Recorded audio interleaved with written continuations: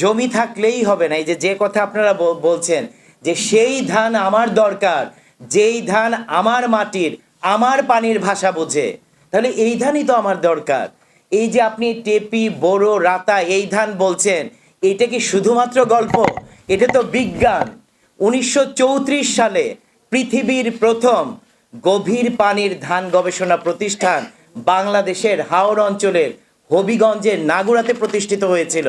34 সনের ধান গবেষণা প্রতিষ্ঠান, যখন পৃথিবীর কোথাও ধান নিয়েই গবেষণা হচ্ছে না, বৈজ্ঞানিক গবেষণা তো। এবং ওই সময় যে গবেষণা যারা করেছিলেন, ওই সময় কৃষি একটা সাবজেক্ট হিসেবেই তৈরি হয়নি। ওই সময় ইকোনমিক বোটানিস্টরা কাজ করেছিলেন, এবং তারা যে লেখা লিখে গিয়েছেন, তারা হাওড়ের গ্রামে খুঁজে খুঁজে কৃষকদের কাছ থেকে এই যে গদালাকি, লাখা এই ধান সংগ্রহ করছেন, এবং তারা তো কৃষকের কাছ থেকে শিখছেন। তাহলে 34 সালে আমরা এই ধান গবেষণা প্রতিষ্ঠান তৈরি করে হাওড়ে কেন গভীর পানির ধান রাখতে পারিনি?